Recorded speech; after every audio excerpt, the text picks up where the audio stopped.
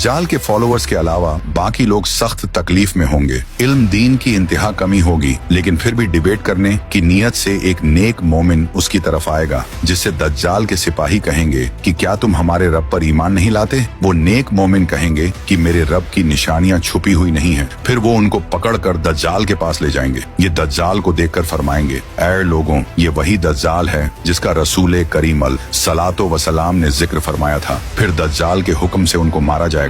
फिर दज्जाल कहेगा कि क्या तुम मेरे ऊपर ईमान नहीं लाते हो? तो वो फरमाएंगे तू मसीह कज्जा है। फिर दज्जाल के हुक्म से उनके जिस्म मुबारक सर से पांव तक काटते हुए दो हिस्से कर दिया जाएगा। उन दोनों हिस्सों के दरमियान से दज्जाल गुजरेगा। फिर दोबारा उसे कहेगा कि उठो, तो वो तंदुरुस्त होकर उठ खड़े होंगे। तब दज्जाल उनसे कहेगा कि अब तो मुझ पर ईमान ले आओ। वो फरमाएंगे, मेरी बसीरत और ज्यादा हो गई है। ऐ लोगों, यह दज्जाल है। अब मेरे बाद यह किसी के साथ फिर ऐसा नहीं कर सकेगा। फिर दज्जाल उन्हें पकड़कर ज़िबह करना चाहेगा और उस पर कादिर ना हो सकेगा। फिर उनको पकड़कर अपनी जहन्नम में डाल देगा, तो लोग गुमान करेंगे कि उनको आग में डाला है, लेकिन दरहकीकत वह जन्नत होगी, और जिसे वह अपनी जन्नत का नाम देगा वो दरहकीकत जहन्नम होगी। दज्जाल के कहने पर आसमान से बारिश बरसेगी, जमीन को हुक्म देगा, वो सब्जे उगाएगी। दज्जाल के मानने वालों के जानवर लंबे चौड़े और खूब तैयार और दूध वाले हो जाएंगे, और वीराने में जाएगा तो वहाँ के खजाने शहद की मक्खियों की तरह उसके साथ हो जाएंगे।